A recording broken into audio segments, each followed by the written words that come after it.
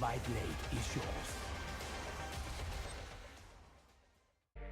Hello and welcome back to Pecyo Wild Rift. In this video I want to showcase my new favorite build on Yi, and it's a crit build again, but this time I'm mixing it with lethality instead of the Nashas I used to build for the magic damage.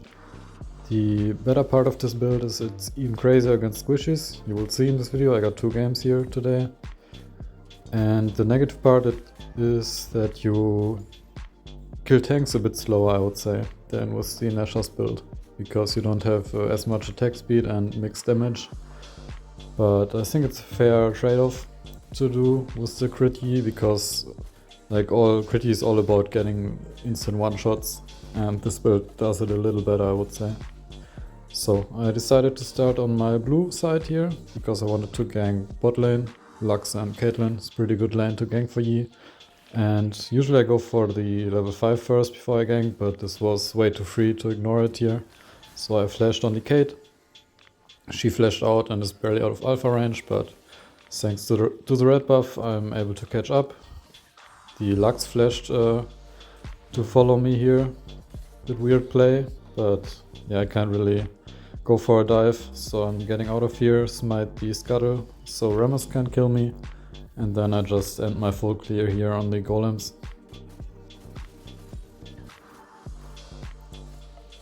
And after getting these I will have enough gold for the boots, and also here I'm trying to switch it up with the armor pen boots. And I gotta be honest, they sound kinda underwhelming with the 30 AD and 10 armor pen. While Omnivamp boots give you 5 more AD and 7% Omnivamp, sounds a bit better. Also attack speed boots sounds a bit better from stat wise. But yeah, it feels really good, I gotta say. So maybe the stats are a bit better than it sounds. And the armor pen is just crazy if you stack it up with lethality. I'm not sure, but definitely feels pretty good. But you can go for Omnivamp or attack speed boots, of course, even with this build. So here didn't really have anything to do, my camps were down and I didn't have a good gank opportunity, so I did my red buff here. And then the Rammus tried to go for me, and you might be wondering why I flashed out here. And of course he wouldn't have killed me, but the reasoning is that I really wanted to stay full HP to have potential for a gank here. As you see, it's a really good gank opportunity. And if I didn't flash away from the Rammus before, then I would have been way too low here to go for this gank. And yeah, here I get pretty lucky and even get the Rammus without dying. So that worked out really well. And I think it wouldn't have been possible if I didn't flash the Rammus engaged there. On my back I grab a Vamp Scepter, Crit Cloak and another Longsword here. Unfortunately not enough for the Bloodthirst already, which is your first big power spike with this build. Just like the old crit build, I think just Bloodthirst is a really powerful first item. But yeah, I might try to even switch up the first items, but I'm not sure what would be a good rush item. Don't think IE is a good rush. Maybe you could go Collector and try IE. Here the Veigar plays a pretty good cage, so I was kinda just hoping he would fail his cage for another auto attack and reset, he would be dead already, but he instantly stunned me. So now I'm trying to bait the Rammus into me, and he does come close enough for me to go for another engage. I dodge most of the Veigar spells. He lands his ult, but with the meditate I survived the last turret shot here. And then I also just go for a counter jungle, since we just killed Rammus and have mid lane prio, like we killed both of them, so no reason for me not to deny more farm from the Rammus there.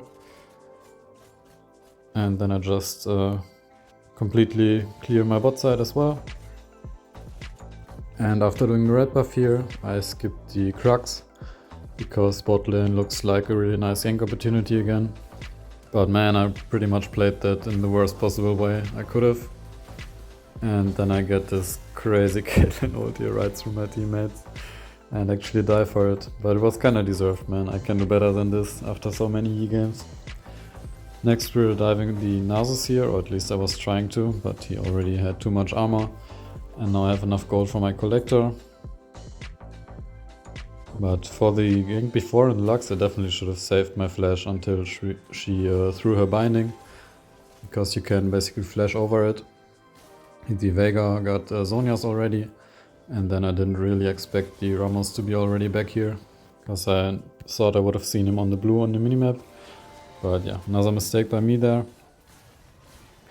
Now we get a pretty decent kill on the Vega, but I have 1 second cooldown on Quicksilver, and Lux hits the binding. If I had Quicksilver off cooldown there, it would have been another triple.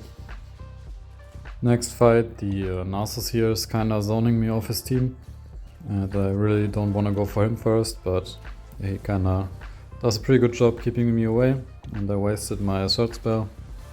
So I have to kill him now without the extra true damage. But our Alpha Strike is back, so we get him there.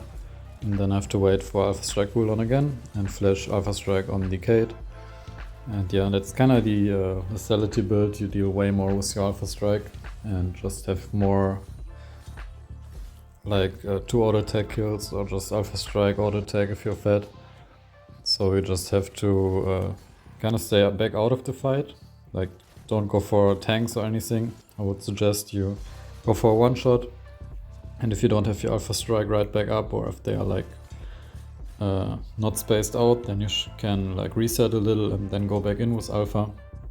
So you should play this a little different. But as you see here, the one shots are just crazy with this. So I got a bit lucky here that the Lux didn't walk into the Vega cage, because I used my Quicksilver before when I was into like 5 people and thought some CC would hit me. So we get our pentakill number 8, I think, this season.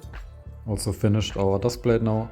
And for the last item I wanna go for Knight's Edge here, giving this nice spell shield. I mean, I don't have it yet, but it's really useful on crit E, since the fights are so fast. The spell shield can make a big difference.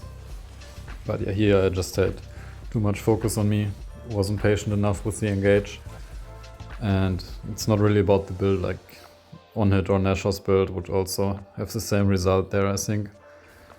And yeah, so most of them have Zonias now, but my damage is just so crazy that it's kinda hard for them to even press Zonias, because you don't really expect to just die from 2 auto attacks from E. So that kinda counters the Zonias, since that's like the only way you can defend yourself against the E, with buying Zonias. So after that we got Baron and Drake. And now I'm waiting. Again here, trying to be more patient than in the last fight.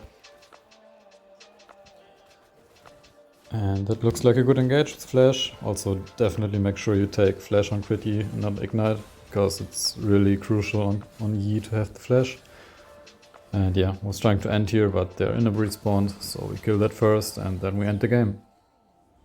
And with that, I have now 6 marks in Diamond 4. Since I won't be able to work for a few weeks, I should be able to make a bit more content and play more. And there's also another game coming here after this one, which like the craziest early game ever, so definitely stay tuned for that one. Here's the game stats, 43k damage, and the rune stats. And let's just jump right into the next one, because yeah, the early was so crazy here in this one. I warded the red because I wanted to clear towards dual lane again, but there was an early fight here with the Echo, and I just followed his flash with Alpha, got the first blood, and then I just kinda kept going. The Garen was kinda sleeping here, but he made it up after that.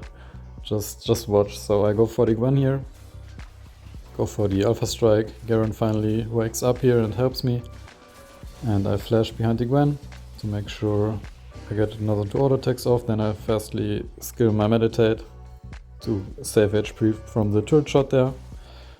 And now I kinda wanna stay around here, hoping to bait the Echo in. Like, we can dive him, but I can try to get him walk into me. That's why I go for the red buff here, but I don't start it. So Gwen saw me for sure. Echo probably ping spamming me here, and I just switch back onto him. Garen is here now to help. So we get another kill, and I smite the Crux for HP, and that way I'm still able to fight the Gwen here, getting another kill. That's just crazy. 3 kills and 1 assist in 1 minute 20. So after that I just clear the crab and just start my normal jungle clear, and that's probably the craziest start to a game I ever had here. So I'm not even pulling the blue and Grom together here in this one. Still couldn't believe all the kills I got, I guess. But I also noticed in some gameplays it barely makes a difference if you use the Alpha Strike on both of them. Like maybe it saves half a second, but yeah, it's really not a big deal. So here I tried to steal away the crab from Echo, and I smite it before him, go for meditate reset, and then I get insanely mad at the Annie. Like, he really ulted to steal that. I mean, kill steal is not a big deal, but on Yi you really need the kills, especially crit Yi. So I kinda got mad there, and then my ult was running and so wasted, so I decided to go for a stupid dive there on Twitch. And even got my ADC kill too, I guess. But yeah, pretty big throw there. Anyway, we go for the red next. Was trying to get the Pike here to stop their recall, but he didn't. So I was just kinda hovering around here to wait for my next gank. Still pretty ahead, so I really want to make sure I get some ganks off. And yeah, just waiting patiently here to flash over and go for the Twitch. And now I just want to push this wave in, so I don't immediately get turret aggro here, diving the Lux, only when I start attacking her. So I reset aggro with the Alpha Strike. Almost killed Jinx there, but honestly I don't really care. I just want to make sure we get the dive done. And you do have to play pretty selfish on Yi. Like maybe in really high ranks you can coordinate your dives better, but yeah, in this rank just make sure you get the kills and don't die. So I wouldn't really bother looking if you kill a teammate with resetting the turret aggro. Unfortunately I was too late here for the Rift Herald. Echo got it already, also stole my Gromp and blue, but it's not a big deal. Like I got 2 kills down there, that's way better. But yeah, I usually really prefer the Herald instead of the Drake, but I was already down there, so another mistake here, should have went for the Twitch, since he can get invisible. If I killed the Twitch first, I would have been able to clear up the Lux after. Now I'm trying to push the turret here, but I don't really have a wave. Lux kinda wasting her ult. And I should be able to just clear this turret. I used my third strike already to kill the turret fastly. And then I get a kill on both of them here. Barely get in range to attack the Lux again and tank the last turret shot with meditate. And now I'm just gonna recall. Unfortunately my dual lane, like, I really don't know why they didn't go mid lane to defend. There was nothing to do even on bot lane. But yeah, at least I'm here now to defend it. Smite the Herald thing. And we don't lose another mid turret. And now I just go back to some clearing.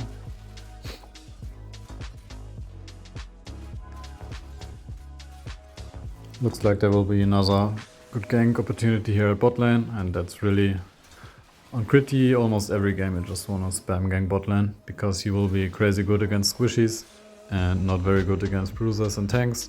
So if there's not like a crazy off meta bot lane, you will probably have the best chances to get kills on bot. So always keep that in mind with your clears. I gotta be a bit careful here because I still don't have my ult, so I can't really fight that. Was just thinking about getting the Infinity Edge before Collector here, that's why I farmed a bit more gold, but I ended up still staying here, getting greedy for the Twitch. And I think it would have worked out really well if I just stayed more patient here. Like I just went straight for it and he had to flash up, getting away from me. I mean, I get the Twitch, but he got a huge shutdown, not worth it at all. I should have just waited until they pushed the wave out and walked forward a bit. I just would have killed them both very easily. So next they should be on the Drake here. I have my Pike with me. And just go for the Lux. She wasted her binding, so I don't even need ult to stay on them here. And also Twitch doesn't have flash, so I just get a double even without ult. And Critty is definitely stronger without ult than on hit. Like, as you saw there, you don't really need the attack speed because you have the reset from meditate and third spell. So if you can get a nice engage, even without ult, you will be able to just one-shot everyone because you get your cooldowns back and can just keep resetting your spells and that way it feels like you have high attack speed even without ult. But of course, still you want to have ult for your fight if possible. Just something to keep in mind, that you have a bit better opportunities running this build without your ultimate. So we finally have our Infinity Edge now, getting another Lethality part item and another Longsword. Almost got our Duskblade too. And I'm just gonna clear a few camps here. And this should be a really free Baron because my team got a few kills. And we have crazy map priority. Here they can't really do anything about this Baron, so we just get that. I clear Crab and grab the Duskblade as well. And now my damage is just gonna be so insane. Like, this is a really crazy power spike with so much lethality and crit. You're just gonna see the damage here against the squishies. Just flash over on the Echo, 1 auto attack, dead. Go for the Twitch, 2 auto attacks, dead.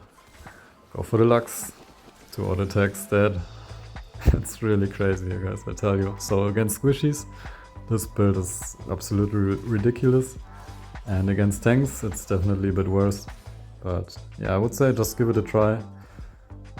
I can't really say if it's really the best crit build, because I need to do some more testings. This is like the only 2 games I played with lethality crit. But I will test some more and tell you guys in the next video. So with that, I promoted to Diamond 3. Here's the game stats and the rune stats. And yeah, as always, thank you for watching, and I'll see you in the next one. Mother always said, subscribe to Pecyo, and if that's done, click the bell so you don't miss any videos.